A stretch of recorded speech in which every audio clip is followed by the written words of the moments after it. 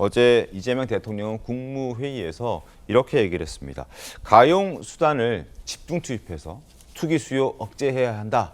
더 센 규제를 예고했다는 평가도 나오고 있습니다. 들어보시죠.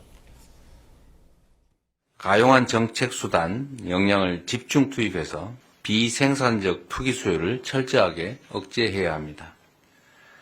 그래야만 합리적이고 지속 가능한 투자 문화가 정착되고 국민 자산의 동반 성장이 실현될 수 있을 것입니다. 정부 각 부처는 국민 경제를 왜곡하는 투기 차단에 총력을 기울여 주시기 바랍니다.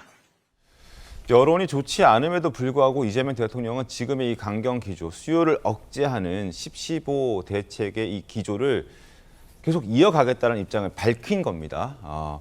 왜 여기 이렇게까지 강력하게 말할 수 있는 배경은 뭐라고 평가하십니까? 아마 이제 지금 주식시장이 워낙 화랑입니다. 네.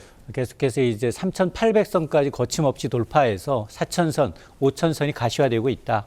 즉 부동산에 쏠린 유동성을 주식으로 이제 이동시키겠다라는 큰 그림을 그리고 있는데 그러다 보니 이제 친여 성향의 이제 커뮤니티에서조차도 평행 이론 우려하고 있습니다. 왜냐? 지지율 떨어져도 집값은 잡겠다라는 게 이제 이 정부의 방침이고, 근데 문재인 정부 시절에서도 집값만큼은 자신 있다. 투기의 전쟁에서 성공하겠다라고 얘기를 했는데 결론은 좋지 않았거든요. 근데 문제는 뭐냐?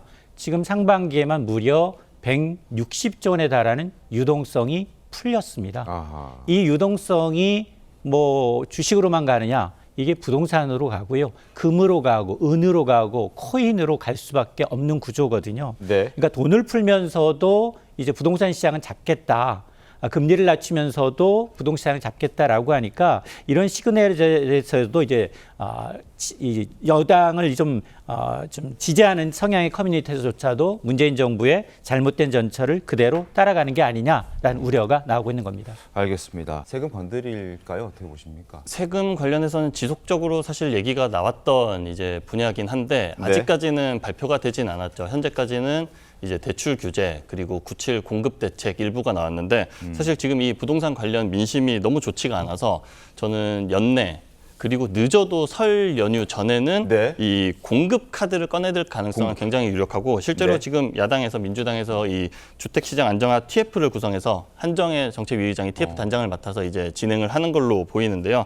그래서 이제 12월 뭐 연초까지 시군구별 구체적 계획을 포함한 이 주택 공급 세부 계획을 마련할 계획입니다. 사실 97 대책에서는 뭐 이재명 정부에서 135만 호를 공급하겠다 했는데 사실 이제 135만 호라고 하면 사실 와닿지가 않거든요. 일반 시민들한테, 국민들한테는. 왜냐하면 135만 호를 과연 내가 원하는 지역 어디서 어떻게 언제 이런 것들이 중요한데 사실 와닿지가 않아서 아무래도 이런 부분에 대해서 조금 더 세부적으로 지침을 마련해서 공급 계획을 발표할 것으로 보이고 그리고 아까 말씀드렸던 최후의 카드가 세금으로라고 볼 수 있는데 이게 사실 지방선거 내년 6월과 맞물리지 않을 수가 없는 이제 소재긴 한데 당분간은 이제 구윤철 기재부 장관이 이제 기자들과의 대화에서 이 보유세 1%를 언급을 했더라고요. 이 50억 집을 소유하고 있다면은 1% 보유세를 내야 된다. 그러면 5천만 원이거든요. 1년에 5천만 원을 내는 게 만약에 1주택자, 만약에 자기가 그냥 여기서 실거주를 하면서 살고 있는데 5천만 원, 뭐 30억만 해도 3천만 원인데 이거를 갑자기 저는 얘기를 한 것 같진 않아요. 사실.